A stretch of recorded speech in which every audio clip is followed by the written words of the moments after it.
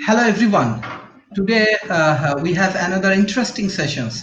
Everybody know Africa. Africa is a big place.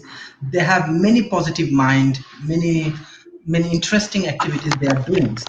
And today we have Mr. Toms and Brenda. They started their new work, new teams, and they are doing lot of activities right now.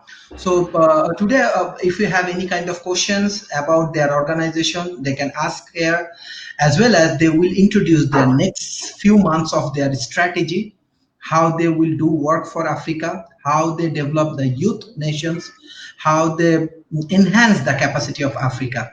And definitely they have very good team, world class team, and definitely I believe personally they will be successful for their mission. So hello, Mr. Tom and Brenda, how are you? Good. How are you, Sharif? Yes, I'm fine. Thank you. First thing first, I just want to know, like, you are developing NGO and different kind of activities, and you have your own next 6 month of strategy. Can you please introduce about your organizations, your strategy, and most important thing is that what's the philosophy behind that? Right. Well, we're TAFFS, that's TAFFDS, and that stands for Transdisciplinary Agora for Future Discussions. And this started a couple of years ago with Osinakachi, who founded it. And it started as a think tank, a futurist think. And for the last couple of years, they've had a lot of very productive conferences, and they've created a lot of academic assets. There's a journal, there's a magazine, so it's really taken off, and it's really does some really good work. And then he brought me in recently because we lost our CEO a year ago, Chris Haley, sadly. So he's kept this thing together, and it's really built a really great foundation. He brought me in, and we've decided that to rethink what this can be, and then to take 6 months to restructure it while doing a branding campaign to introduce people to our team, to introduce people to our new positioning statement, and that positioning statement is to provide a gateway in and out of Africa for futurists and tech organizations, and create an enabling ground for growth and thought leadership in the sustainable tech space. So basically, we want to become the gateway for futurists into and out of Africa. And what this means is for the next 6 months, we are going to be restructuring ourselves to be specifically a certification association. Basically, we're gathering a partnership with different associations and business in Africa, and schools, and startups, all kinds of associations that we are going to be partnering with. And the idea is that we will then increase our membership. And the idea is that if you are a TAFFS certified member, that means that you have met a very strict set of criteria that shows another entity either coming into Africa or out of Africa, that you are legitimate, that you're serious, and that you are, an actual entity that intends to do business. And that's the idea. So right now we're developing certain criteria for members to meet. Um, one of the models I look to here in the U.S. is called the Better Business Bureau, and that's an organization that if you're a member of them, they know that you have met certain criteria. And so that's the first step, is to design this criteria, to gain members and partners in the next 6 months, and to keep our name out there by doing this campaign of introducing our team, introducing our new positioning statement, and gathering members. And so we're working through that all right now, because by 2021 we really want to come out strong. We already have a very strong foundation, really great assets, a really great team. And so my goal for the next 6 months is to focus it all and very specific benchmarks, so that by 2021, when we come out, we not only have a very strong membership and partnership, we can start doing everything we've been doing for the last couple of years, conference, continue our magazine and our academic journal and this type of thing. That's the general theme, the general strategy right now.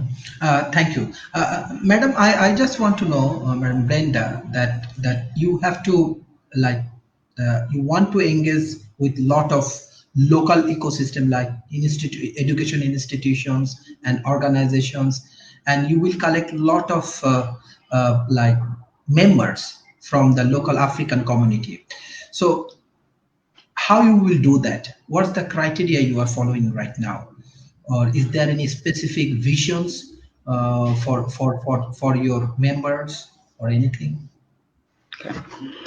So as Tom has mentioned, we're not, even though our focus is in Africa at the moment. So Futurists in Africa, Futurists wanting to go outside of Africa.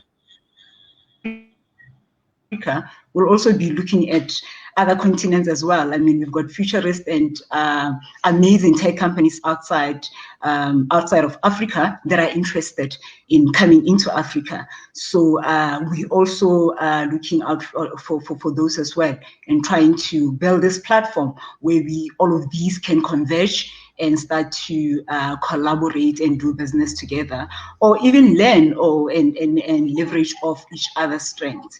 So how we want to do this, as Tom mentioned, for the next 6 months, will be basically to look at each of these members that we want to attract and saying, what is it that you do? What is your speciality?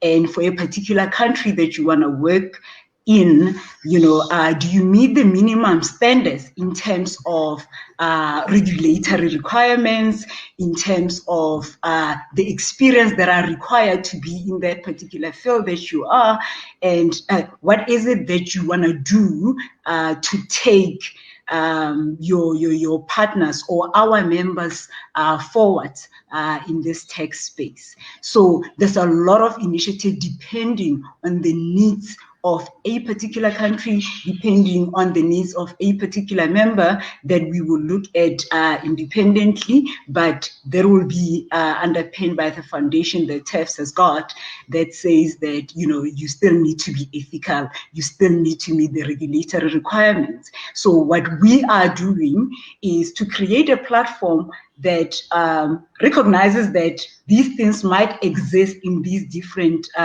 environments, but basically what we're saying is that bring all of that together. And when you have our badge, anybody that wants to deal with you can then say, we know this company is credible. We know this is a force to be reckoned with. And we know if we partner with this particular company, certified badge, it can take us forward in terms of thought leadership, in terms of leadership, in terms of in the tech space, exponential growth, which is sustainable as well. We don't want things that start and then end. We've seen a lot of hubs or techno hubs or innovation hubs that start and 5 years later they fall flat. We want to create model that will help our members to be sustainable from a development point of view, and also from nurturing, the ones that are starting out and making sure that they can get to the next level.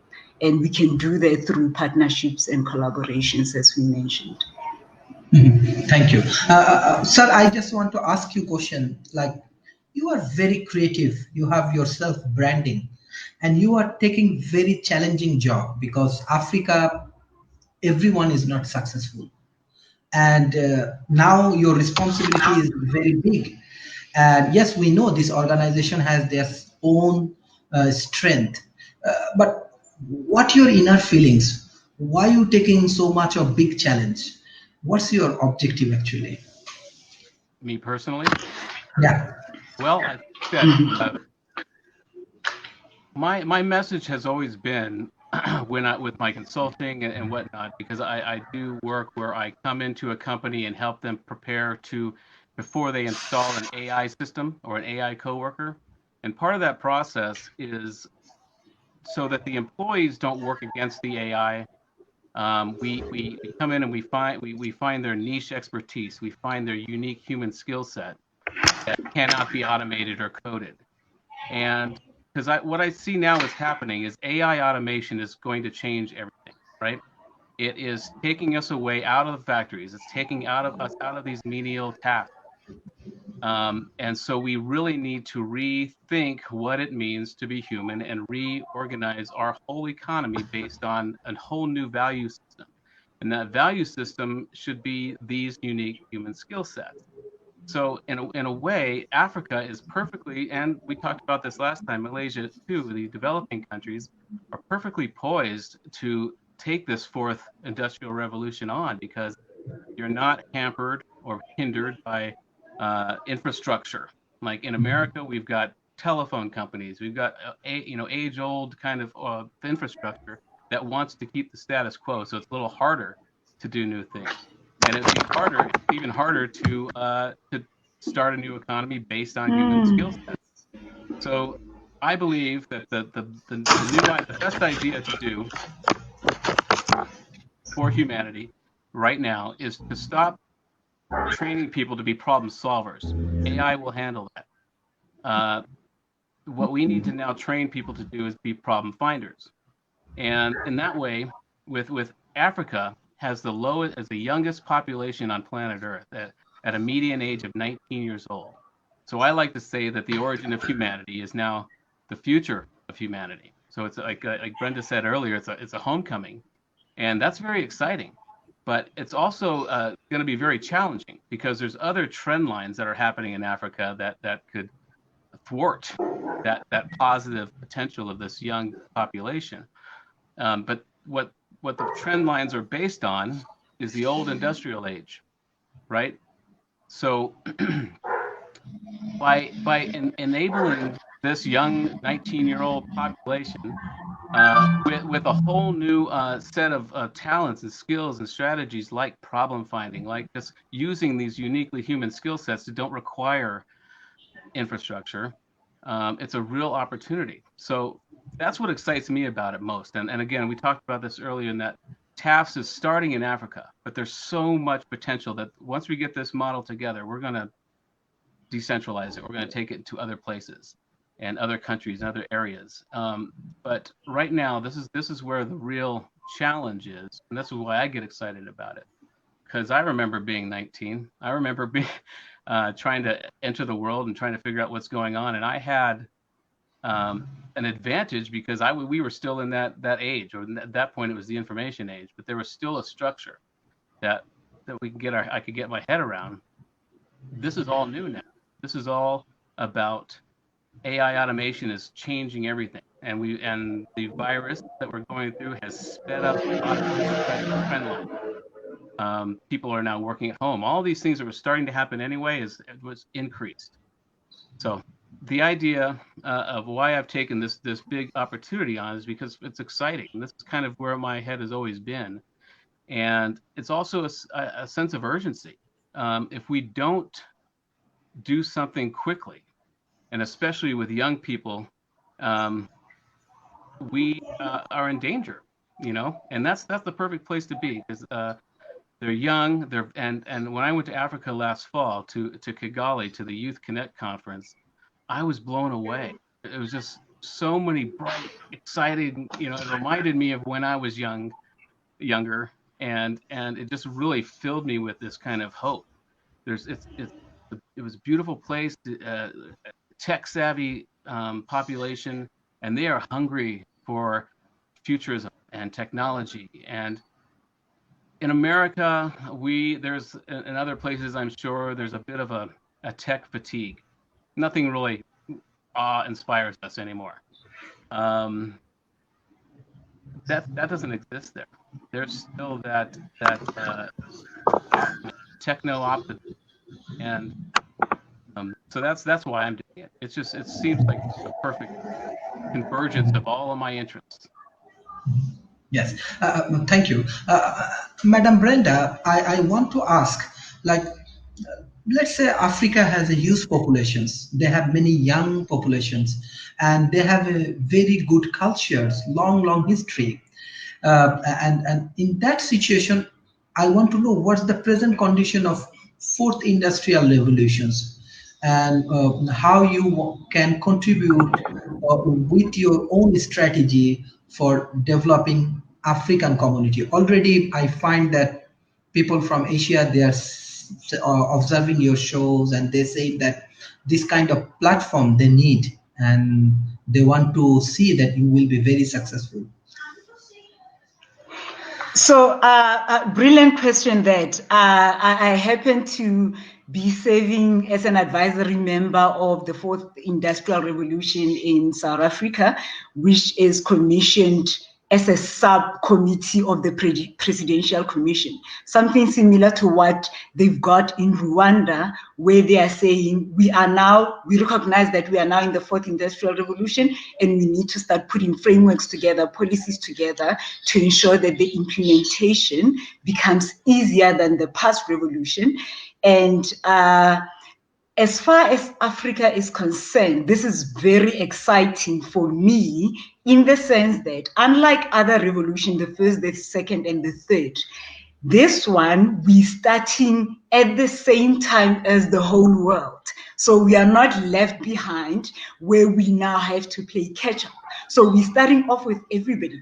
And I don't want to say COVID, was a good thing, but it gave us that opportunity, that equalizer, to start realizing where people were a little bit scared of what's coming down the line is going to take our jobs. People realize that, some of these things is things that we need, and things that if we embrace, we will be able to go further. So as far as the Fourth Industrial Revolution, I find that a lot of young people that Tom spoke about are very excited about this. And these are people that are techno-savvy. These are people that, are going to be our future clients. They are currently young people in school that are kind of driving the agenda in terms of what should be taught based on what they know. I mean, they've got 2 to 3 devices at any point in time. I know I've got an 11-year-old who, when I buy a new phone, will be the first one to say, let me show you how it works. I don't know where they get it from. But as far as Fourth Industrial Revolution is concerned, I am finding that the pandemic has accelerated the adoption of it. And it's not only in South Africa. This is also happening in Rwanda. This is happening in Uganda. This is happening in Nigeria. Most of these regions, or most of these countries, are now saying, what is it that we can do based on the infrastructure that we have? And, bear in mind, South Africa is very poor in terms of infrastructure. We are struggling with network. I mean, as I was saying to you earlier on, Wi-Fi connectivity is an issue. Simple basic infrastructure is an issue. Maybe that is the reason why we are so excited about adopting all of these technologies and bringing all of these things on board, because it will help us with the improvement and development in the tech space and actually take us forward. So that is why we are seeing that a lot of these governments are putting a lot of money into improving this, into making sure that we implement. But it still comes back to us as the citizens. It still comes back to what is it that we can do as well, as individuals, as companies, as leaders, to ensure that it happens.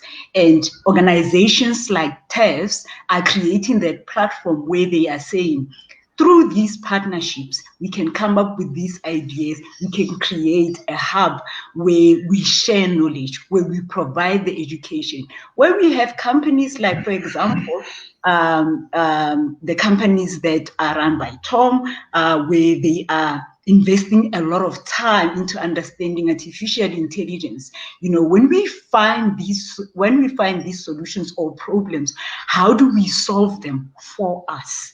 Because another thing that we should not forget is that as big as Africa is, as developing as it is, it's not developing at the same rate. You've got very, very poor countries, and we've got the more developed countries. So the one thing that has always been an issue in Africa is that gap that keeps widening as we adopt these technologies, as we develop. So you find economies that are advancing very fast. At the your Egypt, your South Africa, they become, the countries that a lot of focus come in. But how do we ensure that we do not widen that gap? We bring along the smaller companies, the smaller countries, the poorer countries. What are the different initiatives that we will be able to start in South Africa as opposed to a Botswana, for example, but making sure that we do not leave one behind, but recognize their maturity level as far as technology is concerned, as far as policy implementation is concerned. And this is where our ambassadors that are sitting across all of these countries become important, because it is when we start working with them, where we pinpoint where these issues are, and then through TAFFs and our partners say, what is it that would be ideal for that particular member country or for that particular company or individual sitting in those different countries. So for IR, in my view, I think it is a wonderful space for Africa to actually showcase the capability, the capacity. Because as Tom said, I mean, we've got people that are capable here. We've got people that have used what they have to be able to be innovative, to be creative. Now imagine if we take all of that expertise and we take all of that capability and then augment it with what has already been developed, help them in terms of knowledge, education, and support them through their journey. We will get a whole lot more than what we have anticipated, without being bogged down by systems that have always been there, this spaghetti that's already there. If you look in the past 5 years, the reason why fintechs have been so successful is because they're young. They don't have a lot of processes and a lot of bureaucracy to go through. They do something, they deliver quickly, which is exactly what you as a client would want. And what we are saying is that Africa is at that stage where they are hungry for knowledge, where they are hungry for something new, but they want to do it themselves. And with support of these global partners, I think it is an ideal time. It is a ground that is fertile for all of this seeding. And there'll be great things coming out of Africa in the next 2 to 3 years. Thank you. Mr. Tom, like you are AI expert. At present world, especially I am also from a developing nations. So what I can understand, a developing nations has many challenge. They have healthcare system, it is challenging. They have their education system, it has their own challenge. They have their infrastructures for politics and policy, they have a lot more challenge. How actually technology help to solve this kind of problem, as well as most important part is reducing poverty. So this is, I think, one of the major challenges for developing nations. I can understand the pain of the developing nations people. So what your thought, how do you think, and what will be the solution? Yeah, I think that's key, and I think AI will be a great equalizer. And one of my first missions in life is to alleviate the fear of AI, because we are fearing this tool that can really solve a lot of things. Now we got to do that cautiously, but as we spoke about before, developing countries can adopt AI and adopt new systems and a lot easier than some of the more developed countries. So I think the opportunity with technology and AI specifically in countries is and the digital natives, the younger people that are growing into this thing who can early adopt it or are part of it, is going to be key, because you mentioned things like healthcare, and it just started making me think about some of the real world kind of issues out there. And one thing we will be able to do, and why I think Africa is a good place to start, is just as Brenda said, there's very different countries and very different stages of development there. And so we will be working with different governments, different associations, different levels of organizations in each of these countries to get a handle on how to customize our offering to these places. And then that'll be a big part of it is understanding their infrastructure, whether it's healthcare or whatever that they're dealing with, what their issues are, and with the mind to really serving that and helping that, and also with a very specific condition of looking at students, looking at young people, and mining their ideas. These digital natives. This is the real resource that we need to tap into. And I'm Gen X, I'm not baby boomer, and I've always thought that my particular generation, it's a very small generation. We got the baby boomers on one side and the millennials plus on the other, and it's a sandwich, like the middle child in the middle. But being that way allows us to be a little less. Being the middle child makes you a little bit more aware of. There's less ego in a way. There's a way to really see opportunities for younger people. So I think when we go into these places and we try to set up the TAFFD structure at whatever level, we will keep an eye specifically towards young people, students who have new ideas. And one of the problems, like I was mentioning, is the infrastructure is based on an old system. And there's a lot of corruption in some countries, politically. And what AI can do, first of all, it scares older people, and more so than it does younger people. So equipping a school or a group of young people with an AI that gives them solutions will help them devise a new approach. And so that's really, just in general terms, that's what I want to keep focused on. And whenever we go into a place, is to look for the solutions from the young people. I don't have any grand solutions or ideas, but I have an infrastructure that I want to offer to them to exchange their ideas. So that's really the thing. And again, it's a very golden opportunity if we do it right to enable young people and new organizations to exchange ideas outside of whatever corruptive institutions that are around them. And yeah. Yes, Madam Brenda, I have my own question, because I am also finishing my PhD on gender issues, and glass ceiling factor is a big issue for developing nations. So even as you are collecting different kind of members from different countries from Africa, so what are the present situations in Africa, especially gender inequality, and how your organization will handle these things? And you are also a leader. How you motivate different women for being a leaders? What's your perspective on that point? So, as I mentioned earlier on, equality is a big issue, and it's a big issue in Africa. It's also a big issue globally.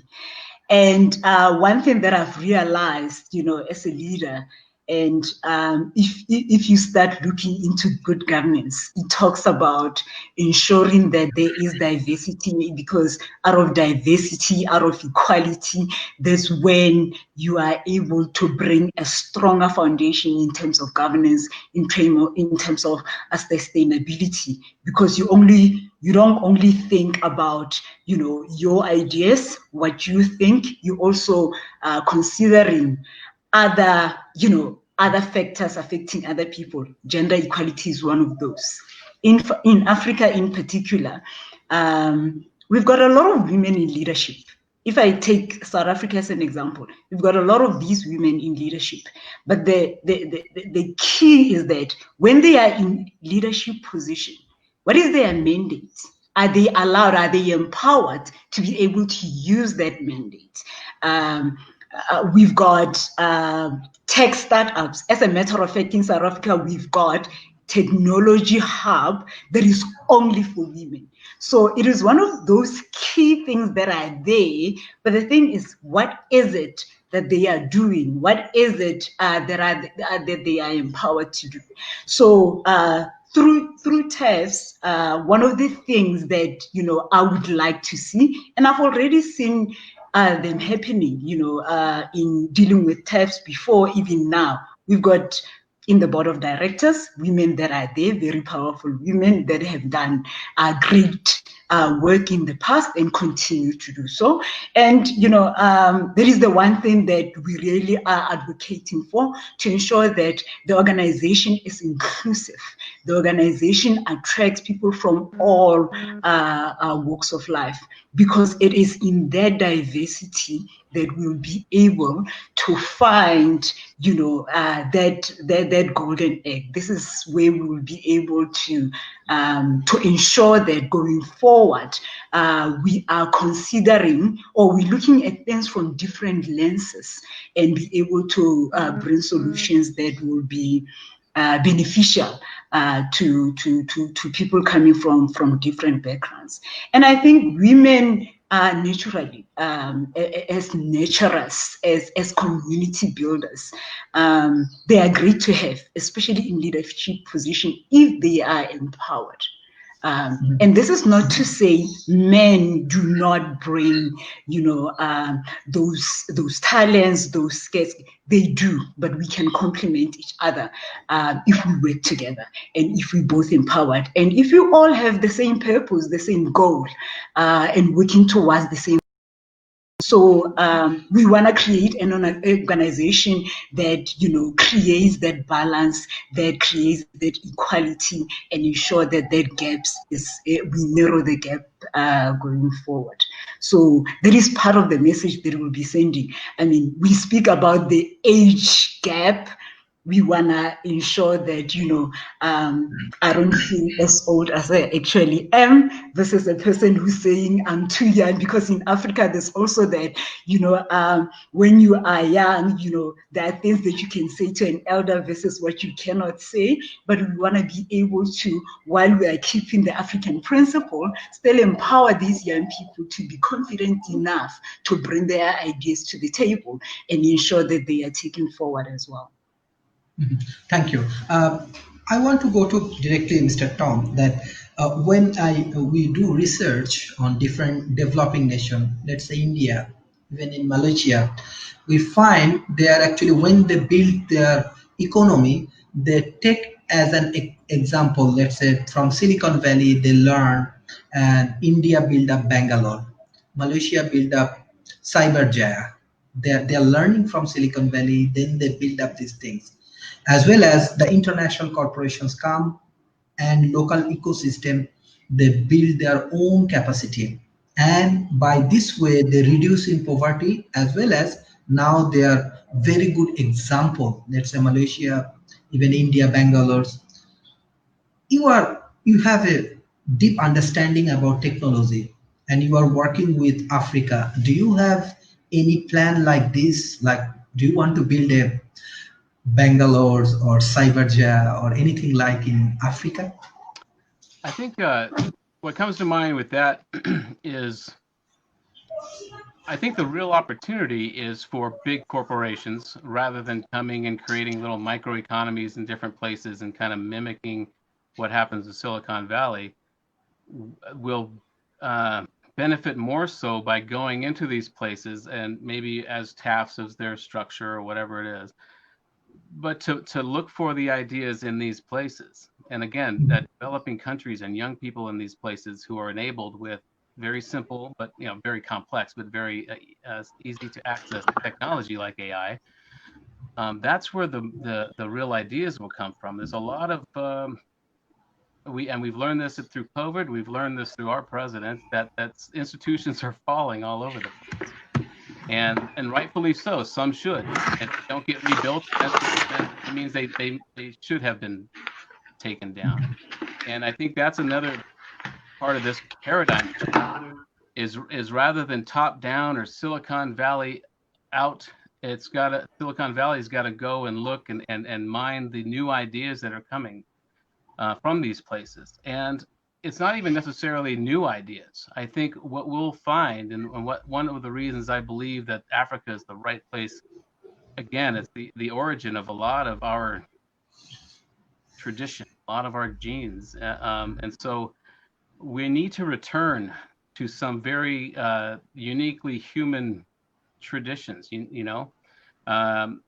We talked about this, the whole problem finding skill that we've lost. There's a whole set of skills that humans have, even, you know, metaphysically, that we need to recapture, because we've been mechanized in the last couple of 100 years to support some machine that got us where we are.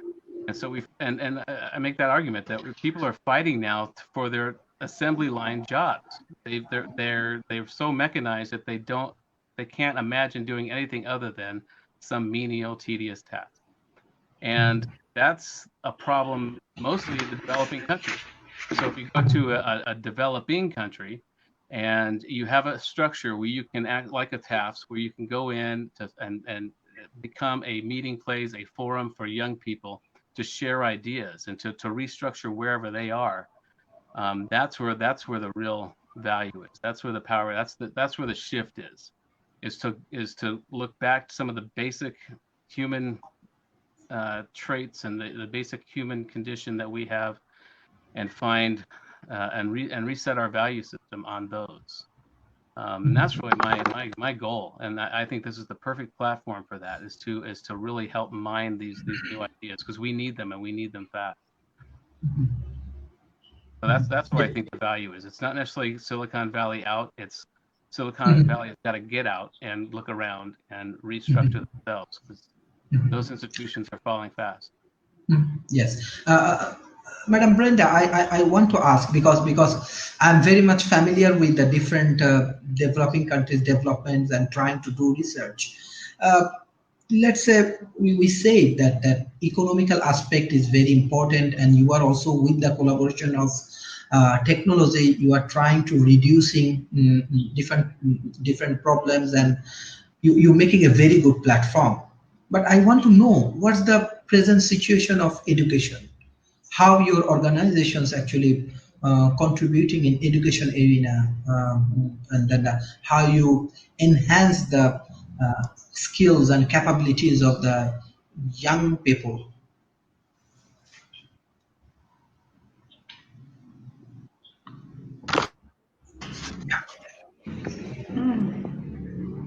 Ma'am, can you hear me? Yeah. Your audio is breaking. It's Okay. Can you hear me? Yes, I can hear you now. If you can just repeat the question, please. Okay, my question is that, what's your plan to contribute in African educations, like for enhance the capacity of the new generation?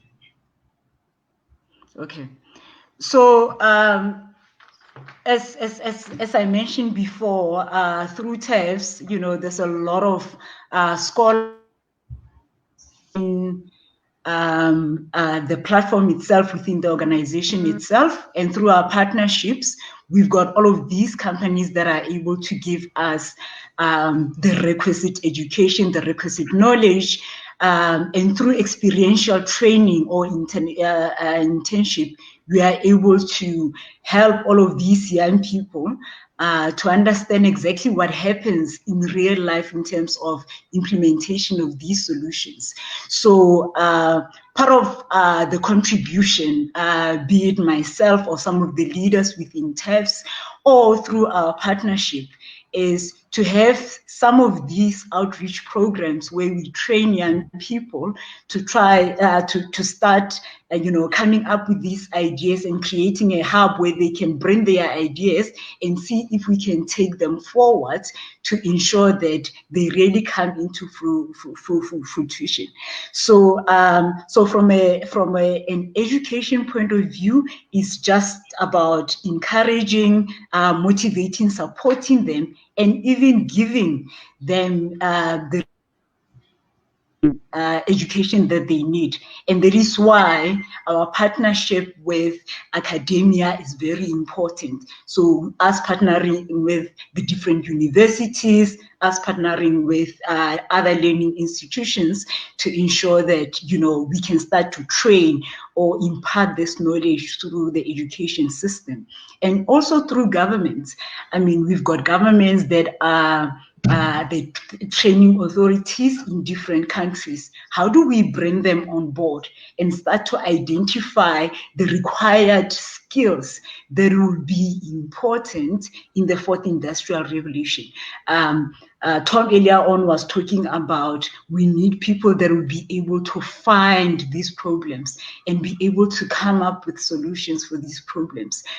We are not here saying that, you know, we know it all or we claim to know. Yes, we've got people that are knowledgeable and that have got experience that they bring into the fore. But it's amazing when you start talking to these young people or talking to the people that have not been exposed to this, the kind of ideas that they come with start to trigger our thinking, and we start then to connect those dots, which is what futurists do, right? To start to connect these dots and say, you know what, maybe that solution might not be the best solution that we have. Maybe for this particular environment, this is the best solution that we have. So it's about identifying the required skill, providing where we can the education, the experience, and empowering these people to develop these skills, and then taking that into the labor market and ensuring that we can grow and develop the Africa that we want. And also taking that and then taking it outside to the world, because something that we might come up with, I like what Tom said around, we do not want another Silicon Valley in Africa. We want an innovation center or a center of excellence from a tech point of view, specific to Africa, that answers African questions, or that looks at the maturity in Africa. So there is something that you might find that is what the world has been waiting for. So maybe we can offer that to the world. So yeah, so we will be able to work with different partners and different people in our different countries to be able to build that. Thank you. Additionally, I think we'll be learning a lot when we go into a different country to set this up and to gain members and tailor the criteria to be a member from that country. We'll be learning a lot. We've got some very, like Edward Hudgens, who is our COO, has a lot of experience with certification in different countries, and he'll bring a lot to this table. So what we learn in each country, we will relay to students or to entrepreneurs to help them in that system. You know, so what we learn, we will share with the members. And there are going to be different protocols, different ways to work with these different places, and some will be difficult and some will be easy, and whatever we find, we're going to share with the members to enable them, but primarily to enable them to not only work in that place, but to be certified, or as we say, TAFFD. Osinakashi, our founder, came up with that term, which is great. So we'll be making a lot of hay out of that. But yeah, so they will learn what we learn to become viable in their country and to be certified to invite projects from outside the country. Right now, at least in America, there's no single brand or name that comes to mind. If I get an invitation to do a project from somebody in Africa, in any country, there's no place right now that comes to mind. Well, let me go and check out and make sure they're legitimate. And so that's what we want to be. We want to be the first place that anybody goes when they're doing some project in Africa to see if this. And of course, we won't get everybody on our list, but you know, we'll have as big a directory as we can. So somebody will go, and if they want to make sure this is a legitimate outfit, a legitimate organization to do business with, they will look at TAFFs first. And that's our goal right away, to do that. And again, we will teach what we learn to people, to students, to entrepreneurs, startups in that country that we are working with. Yes, there are a specific question from audience already. Mr. Mohammad Nasirul, Moketsi, Rihanna, Lesiba, everybody actually, they're highly appreciating your approach. But there is a specific question from audience. I want to take these questions. He said that we'd like to hear how is going to affect job security.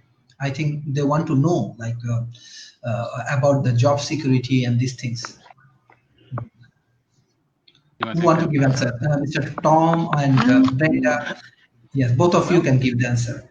Well, in the perfect world, in this model, I would think that when we achieve the prestige of being TAFFs, and when an employer knows that an employee has made it to the TAFFs directory or is a TAFFs member, it will have that other halo effect. It'll have that effect in that it would be job security, because a manager or an owner of a business will see that employee has met the criteria to be a TAFFs member. And ideally, that membership will relate to the business that they're in. But that's an interesting question. I think it's something we should seriously consider, because it could be a great CV or resume addition to say, I am a member of TAFFs. And because that will mean, it won't mean that you've done, you don't have a bachelor's degree, or you don't that type of criteria, but it does mean, and even if you don't have the schooling, if you have met the TAFFs criteria to be considered a viable member, that will say a lot. And I think that's another key, is we're seeing a shift away from the need, especially in this country, because education, higher education is so expensive. And there's kind of a pulling away from that. And you see it societally, in that, although it's still very much ingrained that you've got to have a degree and you've got to do these certain benchmarks in order to even be considered for a job, that's shifting too. We have like Elon Musk saying he doesn't care what your degree is as long as you're talented or you're driven, that type of thing. And so even if somebody can't afford or isn't able to reach a degree in university, if they have met the TAFFs criteria, that will say a lot. And that's a great question, because I think we should really consider it that way. And that's how seriously I want to take this criteria to be a member. Thank you. Yes, Madam Brenda. And maybe just to... Yes, please continue. Yes. So maybe just to add on to that as well. I mean, Tom talks about individual members and having a TAFFs membership will say, and what it will mean to people looking at you in terms of your skill, in terms of what you are bringing to the table. We spoke about Africa being a young continent. The young people now, they don't come to interviews and say, what can you offer me? What is it that, I can offer you? They are asking employers, are you good enough to employ me? What is it? What is your value proposition? What are you bringing to the table? So that they can look at, if I'm educated or I'm experienced, if I've got all of these 5, top employers that want to hire you, why should I choose you? So as a company as well, having that testified badge, will put you in a position where you will start to attract clients that will say, it means this is a company that is credible. This is the company that knows what they're doing. And also suppliers, they want to be associated with you, because if somebody is asking for reference and you're saying, I'm dealing with this company that is testified, they will then say, definitely, that's the company that I want to work with.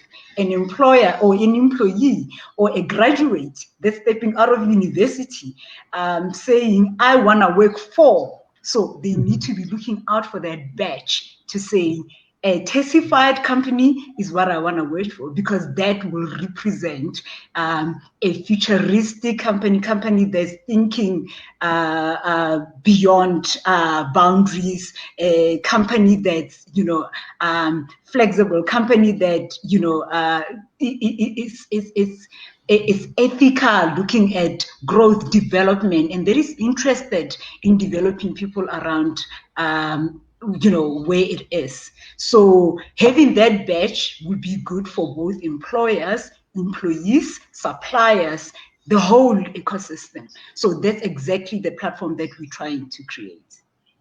Thank you, Mr. Tom. My question is that, like in Africa, they have their own government, they have their own policy, as well as different corporations, bank, many development partners they have. So how your organization is an NGO, and how you make a collaborations with this kind of government and corporations and the banks, or you want to move with your own individual strategy? What will be the possible way in the future? Well, the idea is to seek partners that will directly benefit our members. That's going to be the touchstone that we use at first. And so we will be looking for partners who aren't just, big and solid, but who are also innovative and have an eye to helping young entrepreneurs or students, or have a mind toward helping investors. And if it's a bank, we may turn down a partnership with a bank because they don't meet certain criteria, no matter how big they are. So it's not really, our goal is not really to, obviously we're a nonprofit, so we're not going to be looking for any major revenue stream for us, because our goal is to supply our members with very real opportunities. And so that'll be our touchstone if we choose to work with a bank, a business association, a school. That will be the touchstone that we will use. Are they innovative? Are they futuristic minded? Are they young entrepreneurs who ride motorcycles? That type of thing. So we will have a very clear, and we're still working all of these touchstones out of what we will be looking for. We've just started this, and Brenda's been to conferences, and we're starting to get put all this in place and figuring out what these touchstones will be. But the primary principle will be, does this serve our members? And how does it serve? And those will be the touchstones that we will be deciding. So yeah. Yes. Madam Brenda, my question is that we know Africa has many young entrepreneurs, many young, even many times they communicate with a World Talent Economy Forum for different kind of assistance. Even example from my university, I know many brilliant students Africa has. They are very capable. So how your organizations want to help them for creating new business, job opportunity, or making a better life for them? How your organization can make them more effective in present world?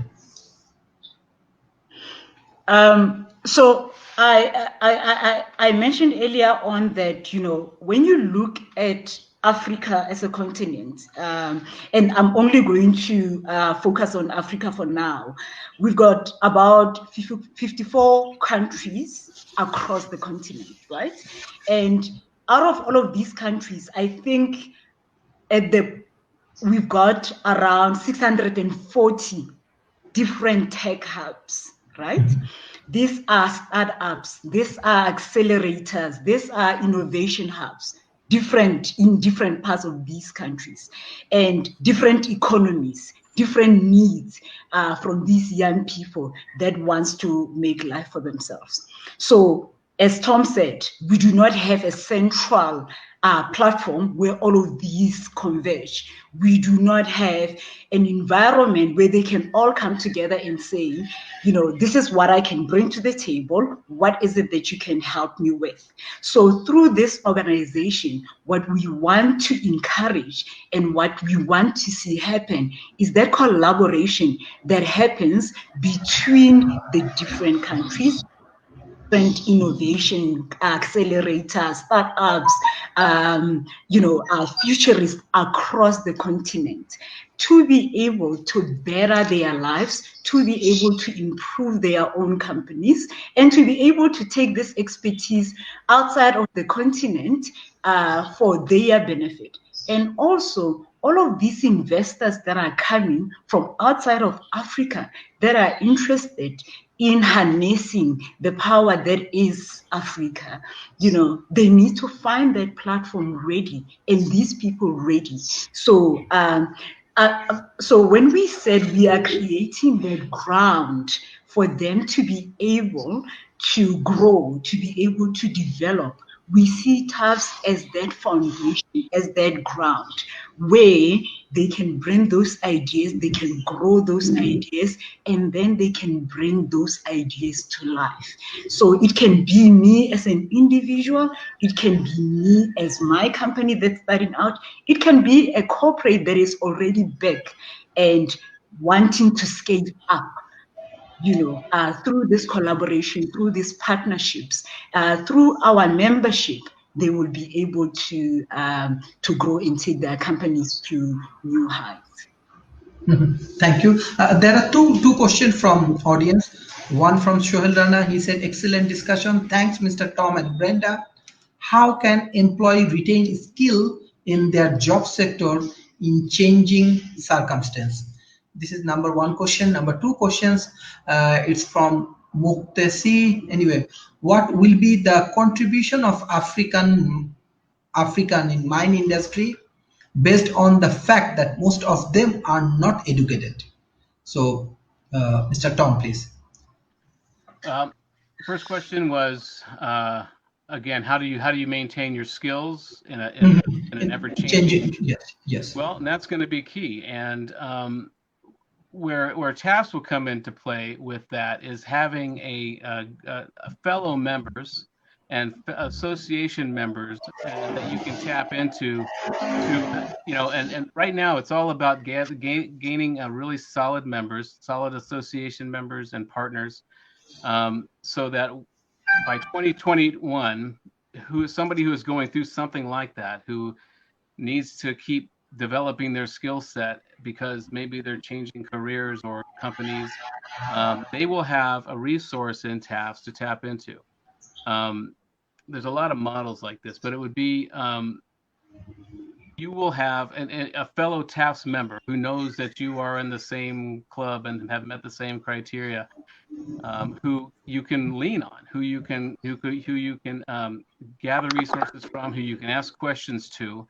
And again, a lot of this is still sorting out, but this is a great idea that he's bringing to the table here, in that once we get through this 6-month phase of branding and positioning and figuring out our model, we will begin to do a lot more in the communities like we have in the last couple of years, more conferences, events that we can host or co-sponsor, that are all determined by the needs of the members. So a question like that would be very important. And if there's a member that has, and we will have a forum where we can aggregate requests and see what the membership most needs.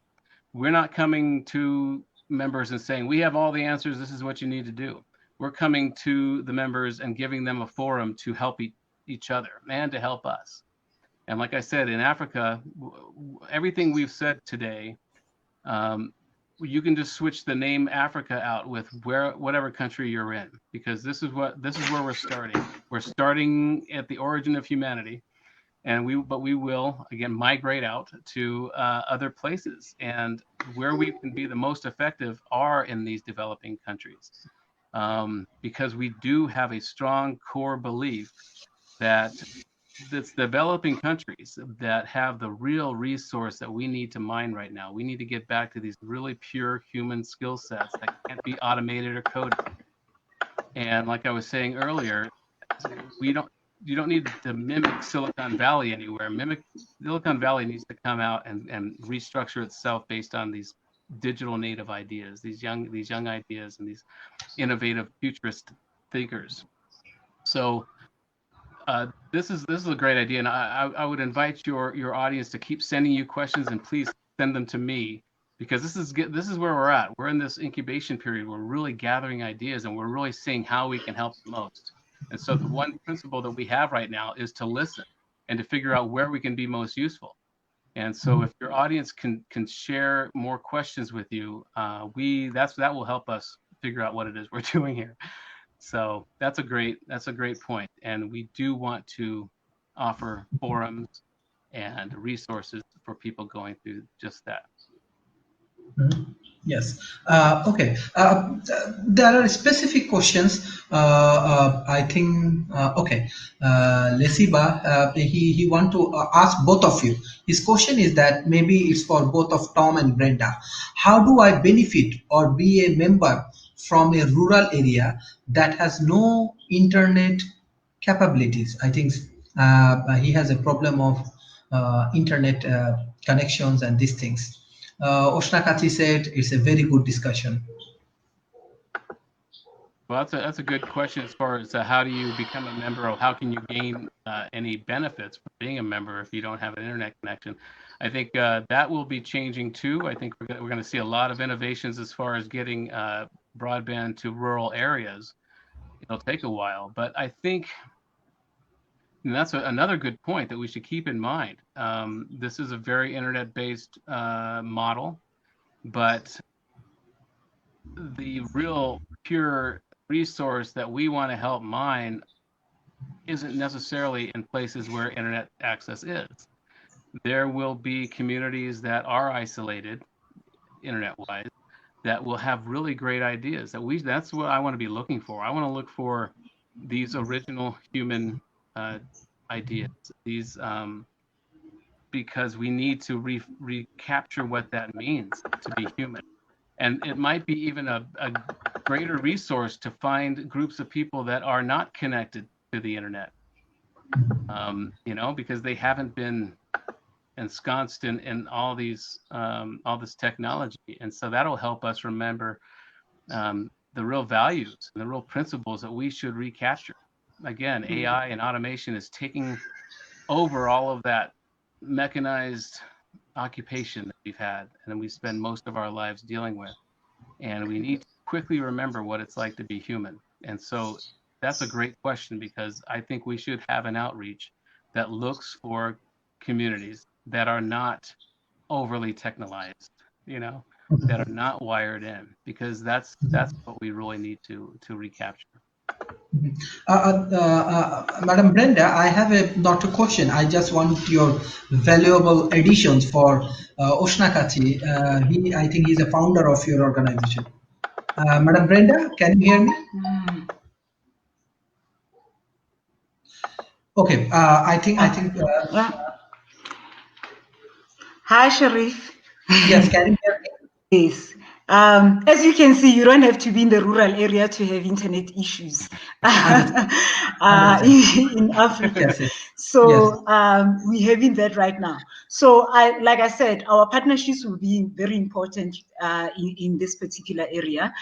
So that is why we want to partner with, in South Africa, for example, the 4IR is driven by the Communications and Information SETA, where they will help us in terms of this infrastructure. And through these ideas that we're getting from our members as well, we'll be able to help.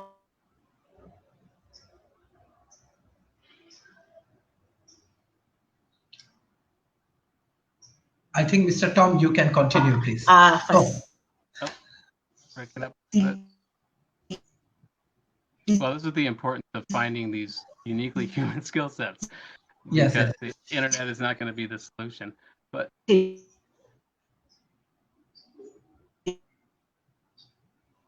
trying to break that will be able to come in and say,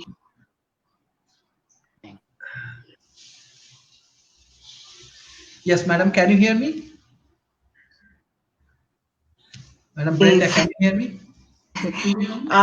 You will please bear with me.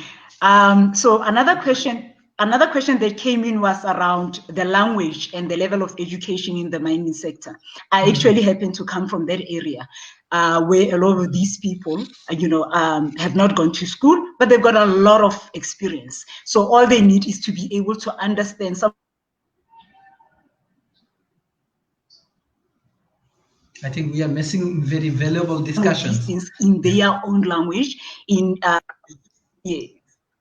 So I think, partnering with local partners in terms of education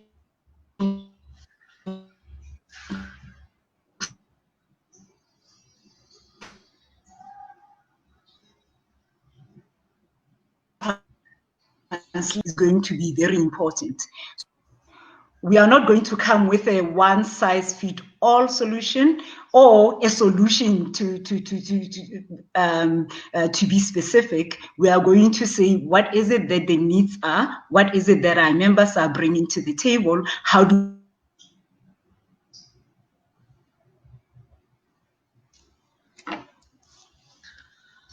we support that from a TAFF's point of view to ensure that we can take you forward. Yes. Mr. I Tom, hope you at least got that. yes, thank you. Mr. Tom, I directly want to go to you. Like, what's the message you want to promote to your audience? Because there are already many audience coming. They are asking you questions. Like, as a president and CEO of these organizations, what you want to say? What your interesting part you want to share with our audience?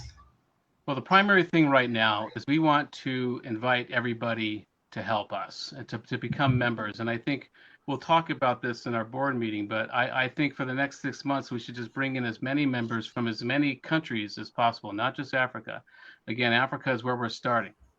But we want to repeat this model from what we learn in Africa. So we want to invite people, and we will have this mechanism. Please check TAFFs.org in a week or so, because we will have the mechanism to really begin bringing in members. But so please check that, because we want to get as many members in, and not just to build our membership directly, but to learn what is needed. What can we do to help? And that's why these questions are so valuable. I'm learning so much from your audience today of what needs to be done and how we can tailor the thing. Because again, it's a platform, and it's really a platform to look for ideas, very human ideas. It's not about technology and futurism only. It's really about humans and recapturing our uniquely human skill sets. And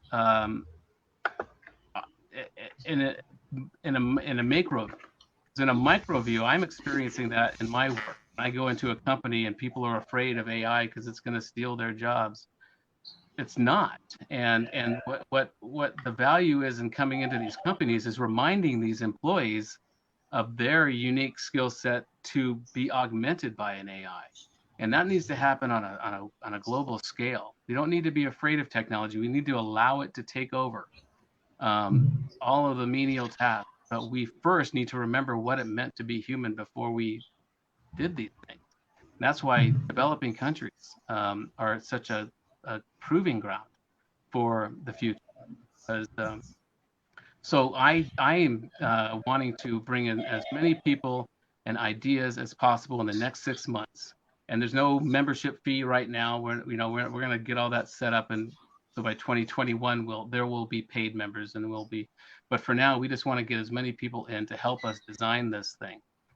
Because there's a real sense of urgency. We need to do something immediately. We need to remember and recapture what it means to be human, so that we can redesign our economy based on our values. If we don't, we will be replaced by AI and automation, and we will dwindle as a species. But so there's just so much promise, and there's just so many challenges right now. And again, back to Africa, that's why it's a perfect proving ground for the concept, because again, the youngest population, 19-year-old median age, there's so much promise and so much energy, but there's also so much danger, because if there's not a structure to support this young generation, massive young generation, that will bring in a whole new line of problems. So then they're a microcosm in a big way for the rest of the world, for humanity. We really need to figure out how to redesign our economy based on our very human skill sets. And there's ways to do that. And I want to share the ways that I do that through TAFFs. And that's why I'm excited about this. I'm excited by the opportunity and the potential and the power of this idea. And I'm excited about the challenge, the sense of urgency. It's a dangerous time right now, and it's the most promising time. And so, but the key to making it work at all is to listen and to redesign our organization to what is really useful for people. And so for the next 6 months, that's what we're doing. We're gathering ideas, and we're getting out, we're giving our message like with you and your audience, and inviting them to help us help you. Yes, yes. Madam Brenda, can you hear me? Can you hear me? Yes. Yes, Yes, yes. I can. Yes, already Oshna Kachi, he said he give the email address, and Mr. Tom and Brenda and Oshna Kachi's email address. Please join with them. They are very, very good organizations, and they have a very good objective. And most importantly, they are good human. If you get their mentorship, their guideline, definitely it will be helpful. Madam Brenda, can I ask you a question? Can you hear me? Okay. I just want to do it.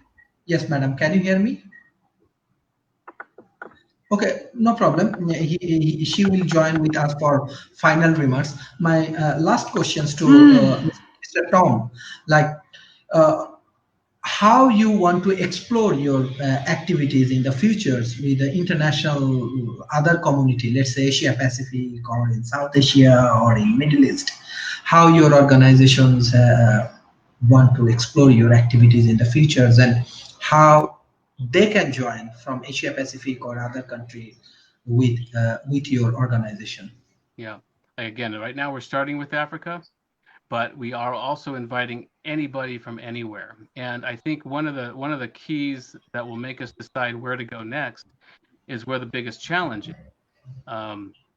So rather than going to some major tech hub and setting up shop and something that's already happening, we're going to look for where the real big challenges are. Not only because that's where they need the most help, because I believe that's where there are the best ideas and the most human ideas. People who are struggling are great problem solvers. If you're in a place or you're in a situation where you are having to deal with some serious issues, you're not distracted by technology or philosophy. You are finding ways to survive. And in that place, in that mind space where you are having to figure out how to survive, is where the real humanity emerges, where the real problem solving emerges. And so I think TAFFs needs to seek out the most challenging areas, because those are the people who are closest to the ground. Those are the people who are closest to what it means to be human and how to survive. And we want to facilitate that. Why we want to facilitate some sort of arena for them to cooperate and grow and to find hope.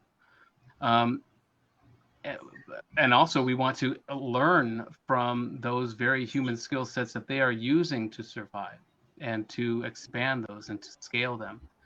But one thing that I realized, we did our COO Edward Hudgens did and a few of our other members did an educational seminar a couple of weeks ago with some members and Acadia, and there was an X factor that I didn't expect, because he said that after that session, he got so much feedback. And Osinakachi told me about this too. There was a lot of feedback to where it wasn't just thanks for the information, this is really valuable information. That was there too. But what came through more so was a sense of hope. These people weren't, Africans specifically, all kinds of people aren't used to the attention. But a lot of people are just feel like they're just being kind of ignored. But and so that was an experience, a result that I didn't expect. I forgot that what we are doing is really giving people hope. We're coming to them in a state of real challenge, and because we're looking for their ideas and we're giving them a platform. And that's very selfish on our part to come in and look for ideas and, how can we help you? We're trying to build membership. But I forgot about the idea of how it affects members, how it affects potential members, people in these places, because it is giving them a sense of hope.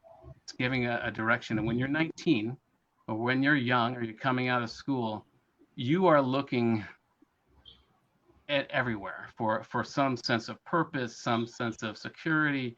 And so any company or any group like us that comes in and facilitates and actually takes your ideas seriously.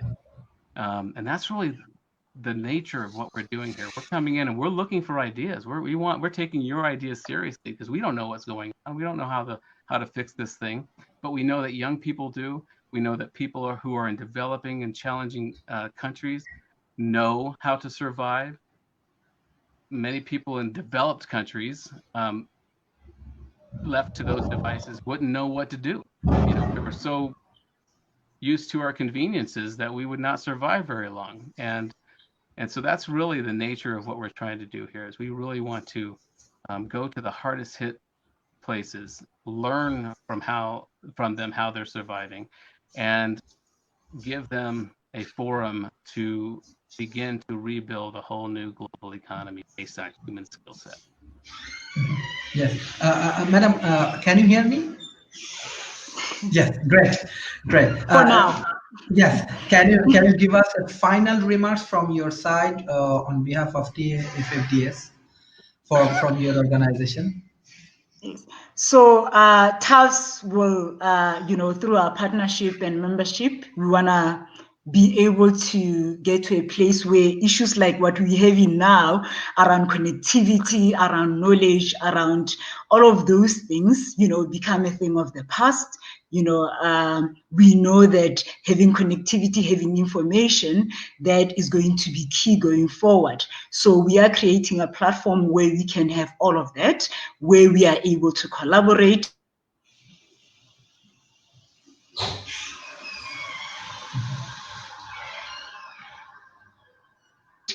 with people